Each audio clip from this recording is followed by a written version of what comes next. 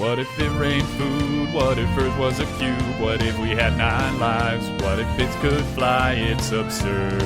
If money grew on trees, if we didn't have knees, if we walked through life slightly magnetical, it's absurd. Absurd Hypotheticals. Hello everybody and welcome to Absurd Hypotheticals, the show where we overthink dumb questions so you don't have to. I'm your host Marcus Lehner, and I'm joined here today by Chris Yee and Ben Storms. Say hi, guys. Hey, I'm Chris. Hey, I'm Ben. We got another one today, guys, that is on the hurt my brain scale of hypotheticals as far as just kind of envisioning it. Usually, if we have a question at all related to light in any way. Yeah, light's weird. One of the things we've learned through this podcast is that light is complicated, and we don't like it. Yeah, light is complicated, but not nearly as complicated as time or space. That's fair, yeah. But anyway, our question this week is, what if everything was a mirror?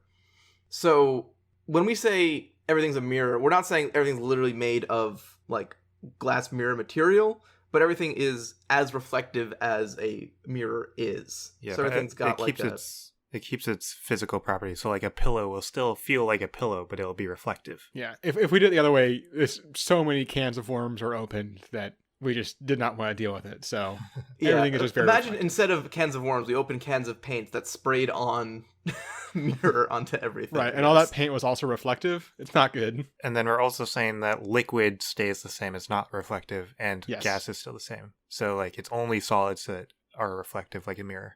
Yeah, because I don't know how that one would also hurt my brain. Liquid's like almost maybe I can imagine it, but gases do not work in that. Yeah, gases don't work. I'm pretty sure doing it that way also breaks physics, because then we're saying that, say an ice cube is going to be reflective, but as it melts, it's going to become not reflective, which gets weird, but... Right.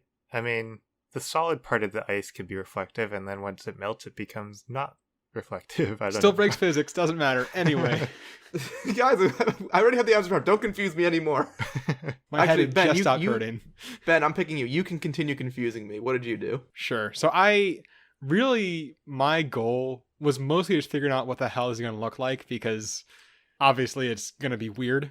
So I had some questions I had to answer about sort of mirrors and how they work and what they look like. So the first question I want to figure out was just actually how reflective are mirrors, because what's happening when light hits a mirror is just that most of that light, or in some cases all but a very, very tiny amount of that light is being reflected back, which is why you see the same image as is hitting it. But how reflective that actually is depends on the material the mirror is made out of. For an aluminum mirror, so I guess generally most mirrors are some sort of metal that is sort of sprayed onto glass to make a reflective surface. The metal gives it the actual reflectivity, and then the glass mostly is there for structure, right? Aluminum is like 85 to 90% reflective. Silver is 98 to 99% reflective, but silver is expensive and soft and tarnishes really easily, so it doesn't get used. I guess it actually still gets used a decent amount in like household mirrors, but that's why people use the, shittier aluminum. And there are these dielectric mirrors. I looked so hard to figure out what these are actually made of, and the best answer I could find was multiple thin layers of different transparent optical materials. That's specific.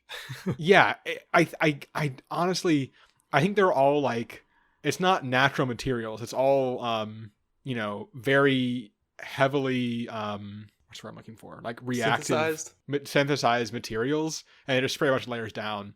They're very expensive, but they can reflect 99.99% of light.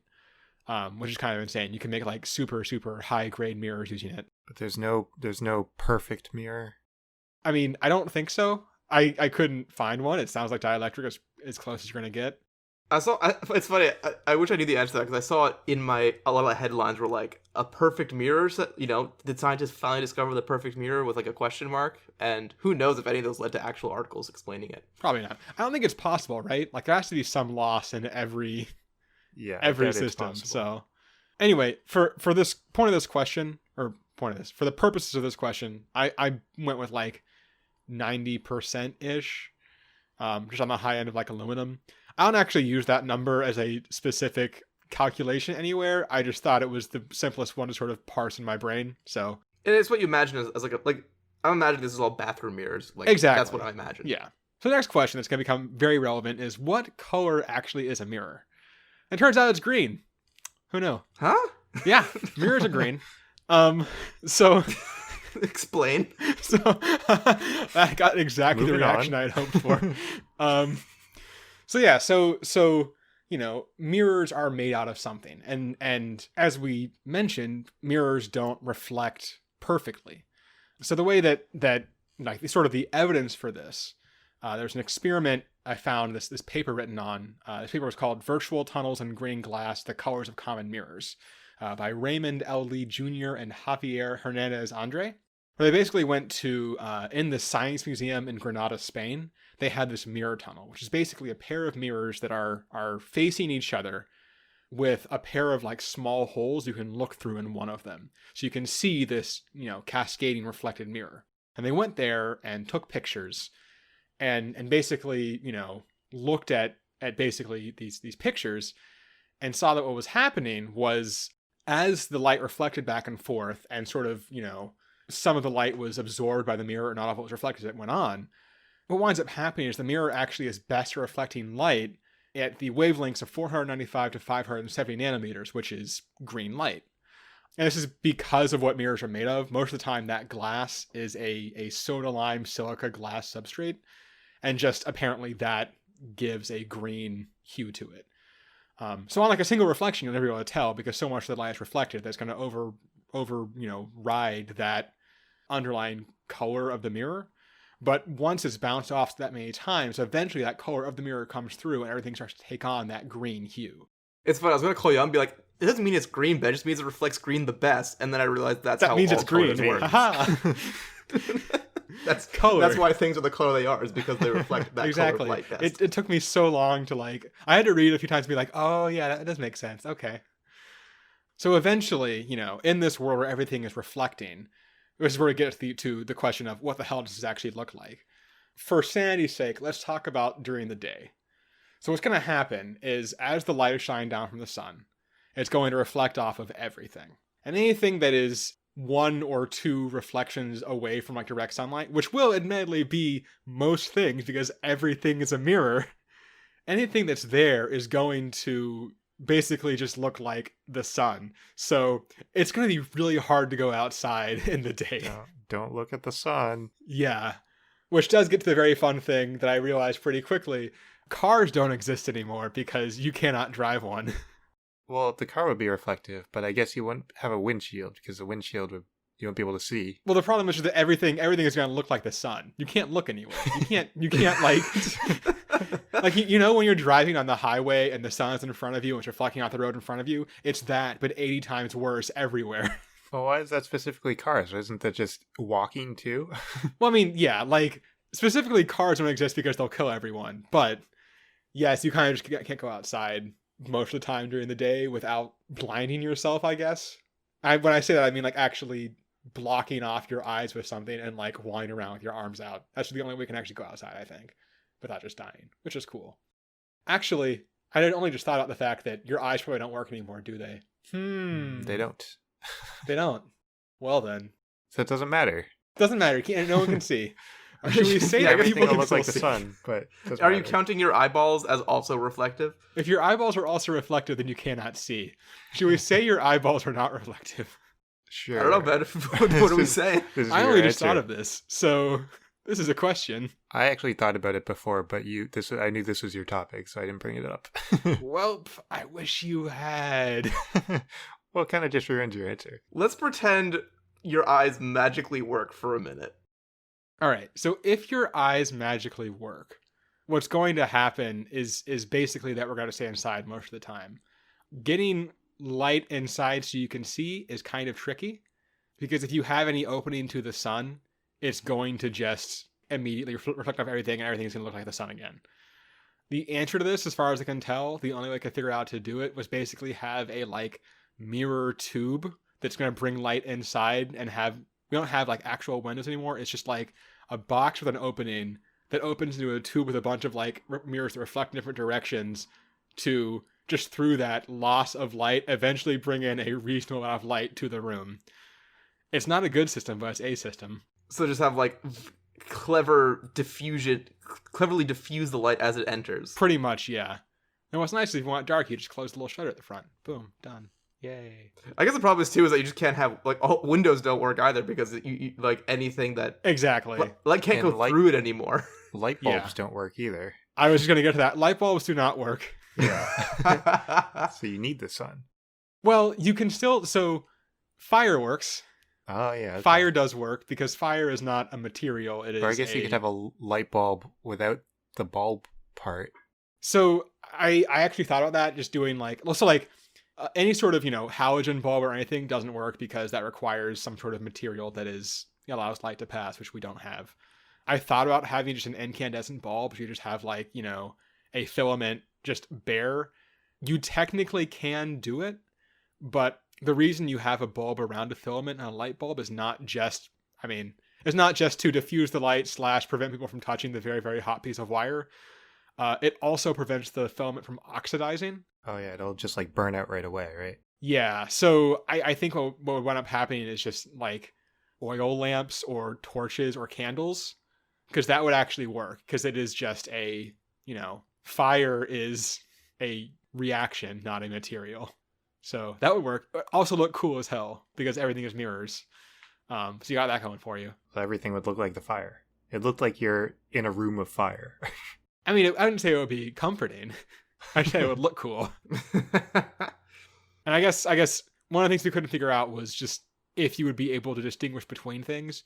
You would, because of either differences in the amount of times like the light hitting that surface has been reflected is going to cause different amounts of light to reflect back off of it, and therefore more of that green color to come through. Additionally, you get when you are seeing a mirror at an angle, it reflects differently. So I think that everything would always have edges as well. I don't know how clear like someone's face would be. I guess if you have a low enough light source, you would have shadows still. It would just still, once again, be really weird. Curved surfaces would look really weird. They would, yeah. Well, because you think about, like, if you look at a mirror side on, right? You get, like, a weird sort of... I don't even know how to describe how it looks, but... It would just be, like, colors, except, like, everything is also just reflective, so it would just all be, like, varying shades of green. Right, yeah. And everything would... Any sort of hard edges that could exist would wind up being distorted by the curves. I don't know. It would be a very strange... It would be very hard to parse, kind of, the main takeaway. Man, I really wish I had thought about the fact that eyes didn't work, huh? It's okay, man. Continue. Yeah. Really, I guess the weird thing is that assuming eyes do work, it's not really that helpful because we can't, leave our homes, I guess. I tried to figure out any way to, make it possible. Technically, you could probably figure out some sort of, the same way you're doing, like, the window box in to look out into the world. I don't know how... I don't think it would actually, like, work in a way that would be usable for anything, but maybe? You have to have some weird, like, mirrors tunneling around your head that reflect light to eventually to your eyes, but it's not great. Is that the conclusion? It's not great? Yeah, this eyes thing has kind of sunk me, huh? I'm shook, guys. I'm pretty sure I brought up the eye thing in our chat thing, and maybe Wait, just did you? didn't see it. I guess I must not have. All right, well. Chris just harped on the fact that he thought of this and you didn't. Like, it's like the fourth time he's mentioned it. It's the second time I mentioned it. Feels like the fourth. Long story short, if everything is mirrors, we stay inside a lot, and I guess have open flames in our homes, which is probably a bad idea. Anyway, Marcus, what'd you do? Yeah, so I kind of actually headed it somewhat in the same direction, because my initial thought was that even though, and I also assumed eyes worked, despite Chris's insight. I figured, in mine, I assumed that eyes worked too. I ignored that part. It's like, even if you can see things, it's going to be nigh impossible to actually figure out what the hell you're actually looking at. Like, even though I imagine the same thing, like, yeah, you can see edges, you can see corners, and there's going to be, like, probably you'll get used to how many suns are in different positions, might tell you something. But then, like, you look at someone in a house of mirrors where it's, like, the simplest form of mirrors possible and how many people walk into them. And my confidence in humans' ability to navigate these mirrors is zero. Usually those house of mirrors have, like, glass panes mixed into them too, right? Yeah, they're designed to be a little bit tricky, but it's still like flat glass panes that very Yeah. clearly have edges. Like, can you tell if this between these two poles specifically is a mirror or not? And the answer is not really. Right. And that doesn't boost my confidence much when all the columns and poles and everything else would also be reflective. So I started looking at kind of alternative methods to quote unquote see. And the simplest would be just infrared vision, because that'll basically give you normal vision, but the heat vision. And you can work with that. You can take that and function.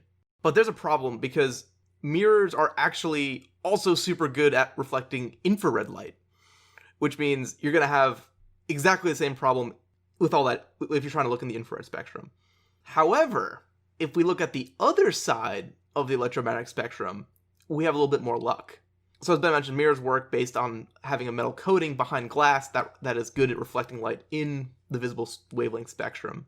And depending on what metal you have, they perform differently. So aluminum, the most common one, reflects almost the worst in the visible light spectrum, and then is actually better at infrared and stays above 90% reflectivity going back into ultraviolet. But gold and silver actually both drop off almost immediately past the visible wave spectrum on the ultraviolet side. So once you hit ultraviolet light, the reflectivity for gold and silver drop down to like 25% from 90+%. And to give you kind of an idea of what that is, a wet road is 25% reflectivity as well. So it's the equivalent of a wet road, which I use as a reference point because I don't really track how reflective, non-reflective things are generally, and that's the only comparison point I could find. It is really annoying to drive on a wet road. Yeah, it's not great, but it's better than, driving on a mirror. Right. So then the question is, can we use, instead of infrared goggles, can we use like UV goggles to see in the spectrum? And the answer is probably, but I couldn't find any UV goggles. Because the issue with it is if you Google UV glasses, it gets you glasses that filter out UV light. If you Google UV goggles, you get those skiing gear ones, like those big reflective ones so that you don't, fry your eyes out on the snow. And then if you Google UV light detection, you just get a bunch of stuff about black lights and crime scenes. So it's like, there probably exists, I'm sure it exists somewhere, like a set of glasses that detects UV lights and creates a composite picture for you that you could look around in. But it is impossible to Google because UV light is always doing the opposite generally. There's too many other common search terms very closely related to it. But we might not even need that because there are people who can see into the ultraviolet light spectrum. The first category of these is people known as tetrachromats. We may have talked about them before on the show, but they basically have a rare genetic trait where their eyes have 4 cones instead of 3. Oh yeah, we talked about that in our bird episode. Yeah, so like these people, like your eye has 3 different cones to detect colors, and they have a 4th one that is sensitive to ultraviolet light. And these people can see thousands of more colors than we can. They have like just a huge increase in their ability to differentiate colors. I really don't understand what it means when someone can see thousands of more colors than somebody else, because it's still in the spectrum, but you can't imagine what more colors looks like. So I don't really get what that metric means. I don't think anyone does. I think they're lying to us, actually. Anyway, the very rare person who is a tetrachromat can see into the ultraviolet spectrum. Then the other category is the people with a condition known as aphakia. And who knows if I'm pronouncing that properly, but aphakia means that you're missing the lens of your eye, which is the clear part in the front that will help you focus. And the other purpose it serves, it also reflects UV light so it doesn't hit your eyes. So it's a condition that's very rare genetically, and the most common way to quote-unquote get it is that sometimes they'll remove your eye lens surgically if you have severe cataracts. So basically, if your lenses are so bad they're hurting your vision more than just getting rid of your lens would, then they take that out, and then you are actually now able to see into the UV light spectrum. Which sounds cool, and you could, it's a surgical procedure. You could do it to everybody if you wanted, but it does involve getting rid of the lens part of your eye, which, oh god, I hate that. But you still see everything else normal? Yes and no, where your you can still see the visible light. Your vision will be different, they say. And I imagine a fair bit worse. You can have, glasses and contacts that can help mitigate the effects of not having your lens. Part of it is like how you can focus. So you might have like your prescription might have you like set at a certain focus distance that's like generally workable and comfortable. Like you can get a prescription that you can see at 50 feet best, and works for nearby, and you can see somewhat out into the distance and have functional vision. So the lens of your eye is like the same function as the lens of a camera. Yeah. So you could do that, and then you would have to have something that filters out visible light, because it's still going to be bright as heck, and now your eyes are not protected from all that light. But you can theoretically do that. The last little hiccup is that this will work just fine outside in the sun, but unlike infrared heat or visible light, normal objects don't emit UV light. So if there's no sunlight coming in, it's not really helping you any, because there's no UV light bouncing around. So indoors really not going to help too much. And I noted that especially because many Windows have built-in UV protection. I just realized Windows don't work anyway, so it doesn't really it doesn't really matter at all that I wrote that. So yeah, if you want to see, you just have to block out the visible light, get your lenses removed, and look in the UV light spectrum, and you could have semi-functional vision during the day. I did touch on another couple problems with all this light getting reflected all over the place, because there's also a risk that based on, the landscape or the shape of things, there's a risk that the mirrors will work basically like a big reflecting dish and concentrate all this light and heat onto one location. And you may be thinking, well, how bad could it be? But there's some real life examples of this. In London, there's a curved skyscraper, most often known as the walkie-talkie building. And it's basically a big rectangle that flares out a little bit with a subtle curve near the top. But they've been having issues where the light is reflecting off the building and, getting concentrated into like a beam that hits the sidewalk. And it has melted, car parts, for cars parked in the street. And it's even damaged merchandise in stores across the street from where the building is. Like, they had one, it was like a plastic lemon was in a display stand. And you could see, like, the plastic was, like, bubbling up. Like, it actually had, like, the styrofoam was, like, bubbling up because it was so hot and melted from the reflection off that building. That has to be an incredible insurance claim. Yeah. My merchandise got burned by the laser from the building across the street. Yeah. It's really hot right here on this shelf, right there. I don't know what's happening. No, it's because it's curved, And then, just for fun, what happens if you're trying to focus the light energy all in one spot? So they have these solar power towers that are basically big fields of mirrors that will reflect sun at a central tower that uses that heat to generate power. So it's like basically a way of collecting solar power. Instead of doing it directly on the solar cells in the panel, it just reflects all the light into one spot that's better at transforming that into, power. So if you're wondering how intense that gets, near the solar tower in the path of the beams, where it starts to, really get focused, it's been shown to get up to 550 degrees Celsius. Whoa. Wow. Which is enough to literal ignite birds in flight. So they literally had problems where birds would fly by this tower and just light on fire and like literal smoke trail fall to the ground. So they actually changed the patterns of their mirrors so that they're not reflecting on any, they're like hitting different parts of the tower, so it's not all on one spot, to reduce the literal death ray that they're shooting at their own tower.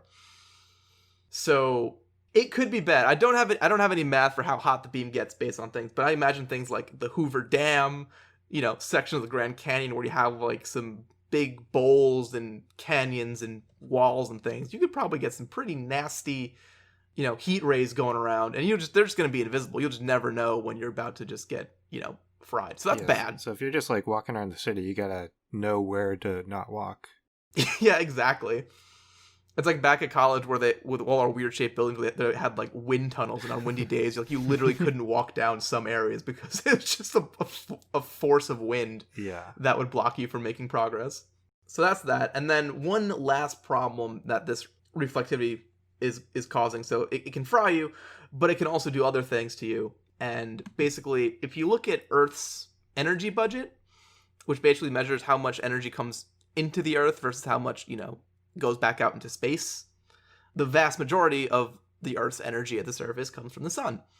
And right now, with our clouds and our atmosphere and all the stuff on our surface, we reflect about 40% of the energy from the sun back into space, and the Earth absorbs the rest. And that energy is what gets plants going, heats up the ground to make it a nice balmy 75, and all those good things. But now we're talking about reflecting like 90% of that energy back into space, which I can tell you is incredibly bad for the Earth. Did we just kill all the plants again?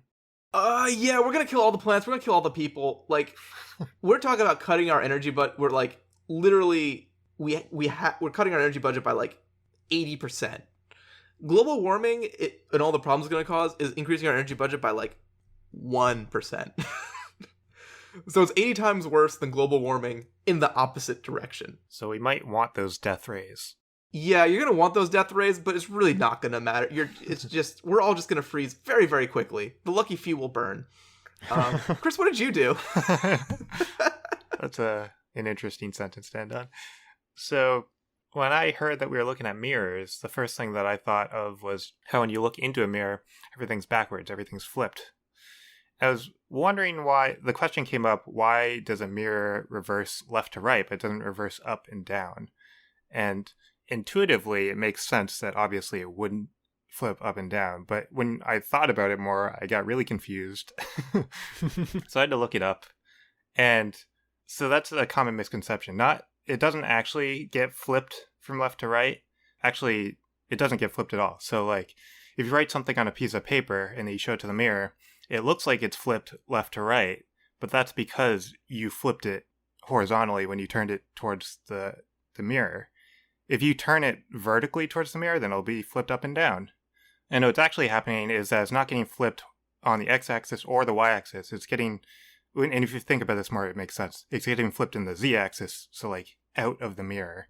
So like, there's a video that explained this a little better than maybe I am, but she said Please defer to the video linked in the comments section of this podcast to understand what the hell Chris is talking about. So the video is by Physics Girl, and she said that if you hold a glove out, so like when you look at yourself in the mirror, it looks like your left hand is your right hand and your right hand is your left hand. But say you put a glove on your left hand and you hold it out towards the mirror. In the mirror, it looks like it's a right hand glove. But if you flip the glove inside out, that's basically it's flipping it in the Z direction, in the Z axis, then your left hand glove becomes a right hand glove. I have both my hands in front of me and a very confused look on my face right now, Chris. Well, you can't turn your hand inside out. You need a glove in order to do I'm this. trying. Oh. So that's basically the explanation of that. It just flips it. How does turning a hand inside out get you to, oh, now I understand this intuitively? Well, it's a glove. If you turn a glove inside out, then you're turning a right hand glove into a left hand glove. You're turning what looks like your left hand into a right hand, if that makes sense. No. Watch the video. Search Physics Girl mirror or something like that. It probably will come up.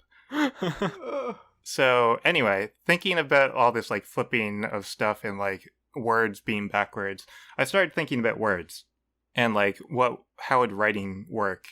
And obviously everything is a mirror, everything's reflective, so you wouldn't be able to write anything. It would just, because it would still be reflective. So I was wondering how you'd convey words like through writing, if it is through writing. There are other options that use different senses, like you can use audio stuff or like tactile stuff, like Braille is a tactile way to communicate. So that we do have those options, but I wanted to see if we can do writing. So one way that you can do it is if you engrave the surfaces. So you can engrave a mirror and it's still reflective and you'll still be able to read what's on it. So like a book, if you have a book with pages in it, you can just engrave the pages and you'll still be able to read it. And that's how books will probably work.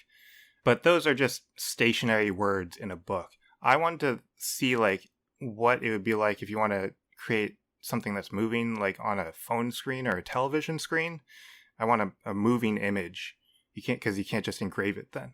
And you've probably experienced this before. If you try to look at a screen outside on like a sunny day, you can't really read what it is because it's reflecting the sun and it's impossible to read. That's basically what all screens will be like, because the way a screen works is it transmits light through a pane of glass, but the pane of glass is reflective, so you can't use any light source behind the glass. So we need to rely on something else. And I want to try to use like this principle of because like engraved surfaces, it's like a raised surface. So it's like, can I use that as a way to make moving visuals? So there are some technologies that exist already that raise surfaces of screens. So in 2013, Tactus Technology, their company, they created a morphing touch screen, and they wanted to create like a tactile button experience so that like if a button on your touch screen appears, then you'd be able to still have like the pushing button experience. So when a button appears on your screen, what happens is the touch screen raises up so that you can actually push the button, and it can like raise and lower wherever you want it to. By like a lot or just like a little? So the video I saw is just a little, like it was just to mimic a button. I don't know what the limitations are, but like for their purposes, that's all they needed. That tech that they were working on didn't really go anywhere, because I went to their website right now, and they're like focusing on other stuff now. I don't think they're selling that anymore. I'm focused on other parts of my life right now, and not my cool invention. All these phone companies are just so risk adverse. That's the phrase that we use for people who can't get their crazy ideas across, right? Well, I think it's just like nobody really wanted that. Yeah, it's not the idea. It's not that the idea is bad. It's just, all these companies want things that will sell. I think what you were about to say was, it's not the idea is bad. It's just that no one wants it. They just don't understand. If you imagine you put that phone in a case and you turn the case inside out. So I was trying to figure out like how this screen actually works, but I couldn't find anything about it, so I couldn't get like specific details about it. But you just got to email physics girls to do a video for you. But I did find a similar, is kind of a similar technology. So it was like a tactile pin surface sort of thing. So they used what they called tactile pixels, and it's basically like that toy where if you like there's a bunch of pins, and if you push your hand into it, then it makes like an image of your hand on top, or you can like push your face into it. You know what I'm talking about? Yeah. So it's basically like that, but just like underneath, it's controlled by like a bunch of actuators. So it can create a surface on top with varying degrees of like raising and lowering. And they use it right now to help visually impaired people who want to 3D model. So if they can't necessarily see what they're modeling, they can feel what they're modeling using this. And they don't have to like 3D print it, because 3D printing takes a long time. So they can just do it really quick and feel what they're modeling. So this is one of the technologies we can use. Another technology is deformable mirrors. So deformable mirrors are a thing. They also use actuators to deform the mirror. And there are different types. So there's a segmented deformable mirror, which is like they're separate segments of mirrors that are each individually controlled by like separate actuators. These are typically used for larger applications like telescopes. But then there are other methods that use like a thin reflective membrane, and they can deform this using electrical and magnetic input.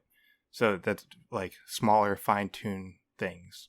They don't usually use deformable mirrors in the way that I want to use them, but we could technically create like a screen of a moving image using these deformable mirrors. And you just have like tiny mirrors. Instead of pixels, you have tiny segments of mirrors, I guess.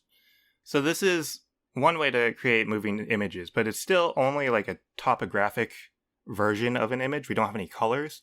So I wanted to see if we could actually create colors that move, like a color moving image. And I've covered this topic before in a previous episode. It was our last, I think, 4th of July episode, where he said, what if the only colors were red, white, and blue? And I covered a thing called structural coloration. So when I went into it, I said that blue pigment is actually very rare in nature. And there are some blue animals in nature, but the reason that they are blue is because they don't have blue pigment. Instead, they have like geometric structures built into their anatomy that reflects the light in a very specific way, where the light waves interfere with each other and cancel out, and what's left is blue light. And that's called wave interference. And this all happens on like a really small nanoscale type of thing. So this also happens in like bubbles. So a bubble, it has all these like curved surfaces. So like the light will transmit through the front surface and some of it will reflect off of the back surface. And that's how you get all those like weird changing colors in a bubble, because it's all like at different angles and some of them interfere with each other and cancel out. So basically we'll have this hypothetical, we'll wake up and everything will be reflective, and then a blue jay will just fly by looking completely normal and be like, what? Yeah. Yeah. Basically, all the blue animals will be fine. This also happens with oil on water. So oil, like the film of oil is just different thicknesses. So that's why you get varying colors from the oil on the water. And we've been able to, like, for man-made things, we've been able to sort of use this this property, specifically in fashion. So there are some fabrics that we've created to mimic this. So a company called Transmaterial created Morphotex, which uses very, very small fibers to create different colors without using any pigment or dyes, using structural coloration. So they were able to create red, green, blue, and violet. So that's just like a way that man has made this. But what about moving images? So in nature, octopuses can do this. They can change their color. And the way that they do this is that they have something called chromatophores. I don't know if I'm pronouncing that right, but that's what it looks like. And chromatophores are basically, they're light reflecting cells, but they're able to expand and contract them. And what that does is that it like changes the way that it reflects the light, which changes the color.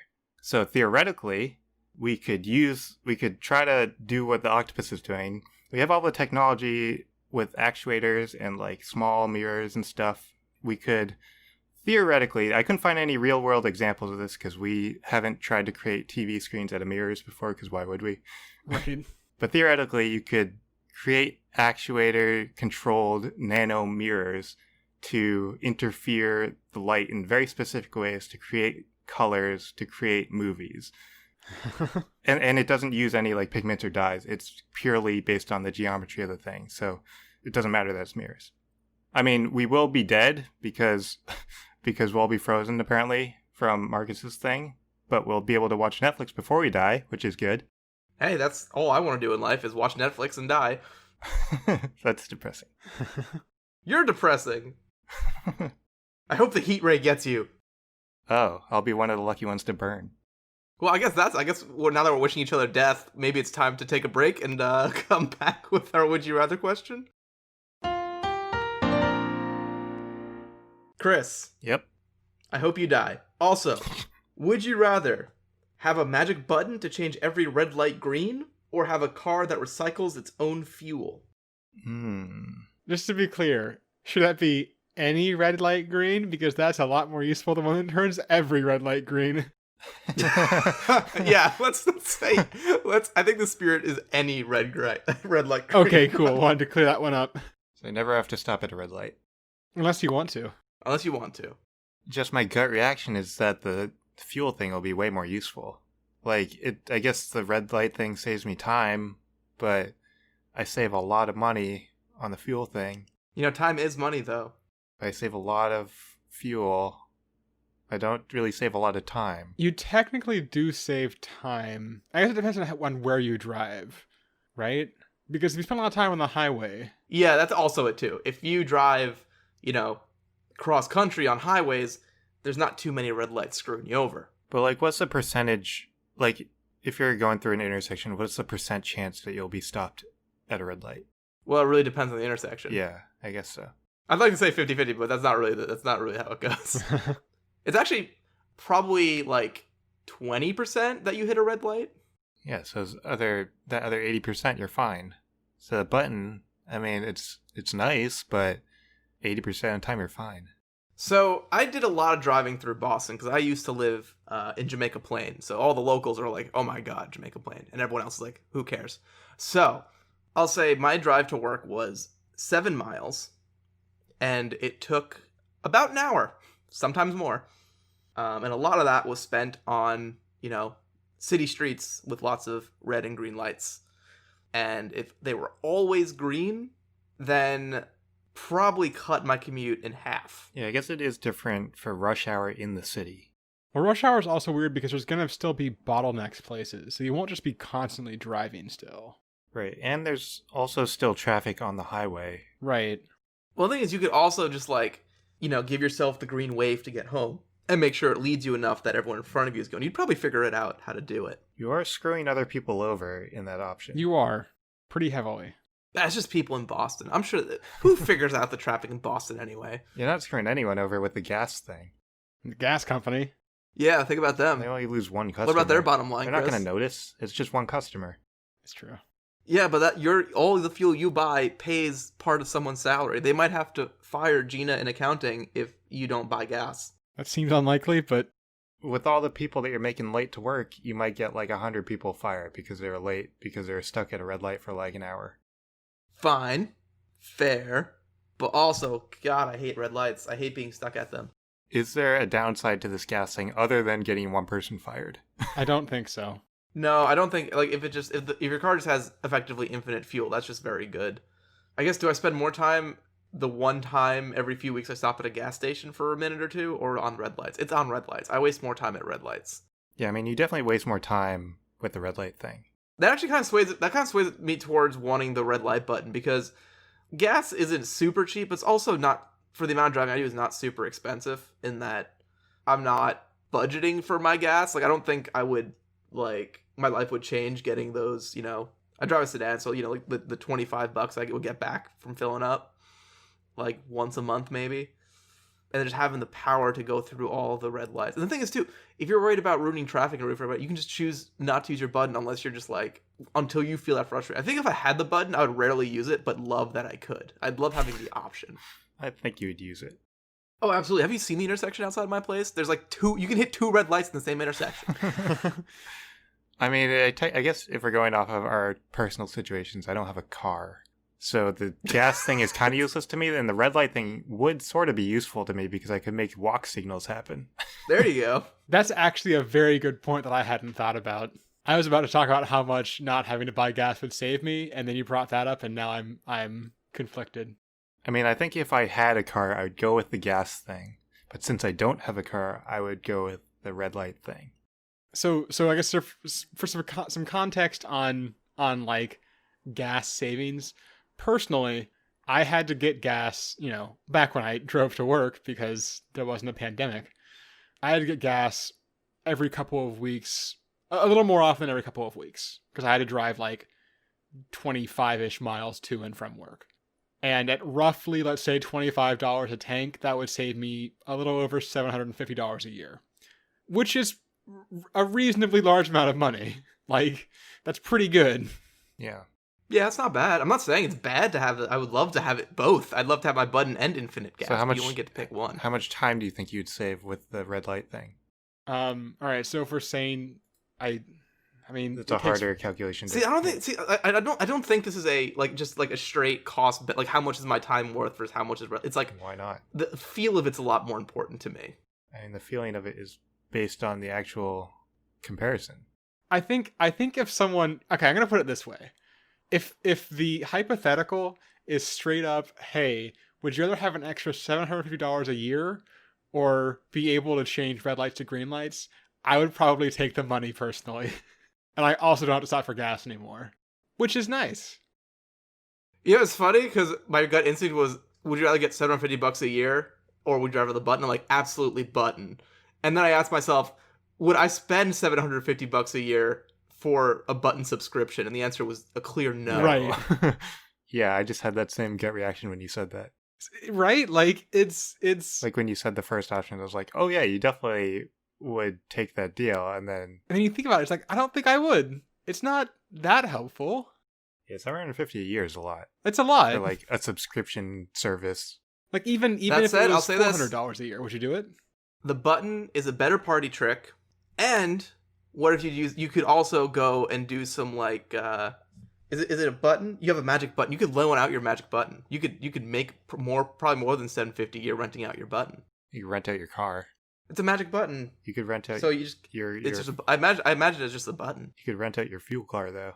Yeah, but no one cares about that. Like if you're at a rental car stand and it's like, "Hey, you can have this car that, you know, we won't charge you for gas when you bring it back." I'd be like, "Oh, neat." If they're like, "Hey, or you can have this car where you can magically go through red lights." I'd be like, "Hell yeah, that one."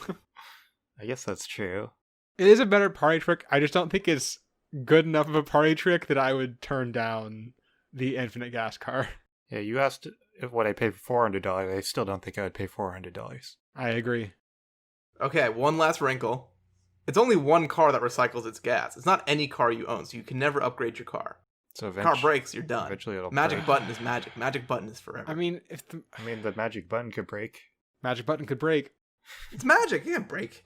Well, the car is magic. Anyway, You're just wording this. You just happen to I'm put done. magic on it. I'm done bringing up points. I think we've hashed it out. Ben, button or gas? I am going with infinite gas, not only for the financial aspect, but also because I get really, not paranoid, but stressed out when I'm at, I don't know, a third of a tank. I'm like, should I get gas? I don't know. And I hate that feeling. Oh, really? Yeah. I know my car can go 30 miles on 2 little So bars left. The problem I have is because I do have a long commute. It's much it's trickier when you're looking at increments of always 30 miles. Especially when you're in the highway, in the middle of nowhere, and the exits are 40 miles apart. Well, it's not really Massachusetts. Chris, gas or button? So should I vote based on my personal thing, or should I vote in general? It's a would you rather. Okay, my personal. So I would go for the button then, because I don't have a car. Well, this feels like the scale has been weighted. I'm going to go with the button because I think, again, if it's just, no one's going to, I'm not going to miss the gas money, I'll be honest. I'm not going to miss the gas money. I want that cool button. And I could, if I really wanted the money, I could turn it around into a side business and do it that way. I don't Plus, think it's you just could cool rent to out have the magic button. Okay, all right, doesn't matter. You know what? It's fine. I don't think if we're going to pay you money for we just said we wouldn't pay money for a button. Why would other people pay money for a button? Well, they won't pay that much, but you don't have to charge that much. Eventually you'd make it back, right? I mean, I guess you would reduce your cost. People might pay money for a button. You know what else people might pay money for? A podcast. To support our show. Hey, segues. Via our Patreon. www.patreon.com/absurdhypotheticals. That's the place with a different magic button. It doesn't change red lights to green, but you do click it. And it gives us money. And then a magical portal opens, and suddenly all these new episodes pop up in your feed that are all behind the scenes, making of the show, trying out concepts, having on guests, all this. We do lots of different things in these behind the scenes episodes. We do one every month talking about how we make the show, go reviewing our last week's questions, kind of, saying what we really thought about, what was going on and how our answers were, and, yelling at each other for mistakes that we wouldn't do live on air. So lots of good stuff there. If you want just a little bit more absurd hypotheticals in your life, go to Patreon, click that Become a Patron button. It's just $1 singular a month, which is 1/750th of what you spend on gas every year. So it's nothing. It's just poof, gone. Magic button. And you've supported our show, and you have our heartfelt thanks. But another way you can earn our heartfelt thanks is just by tuning in next week when we answer the following question. What if everyone lived underground?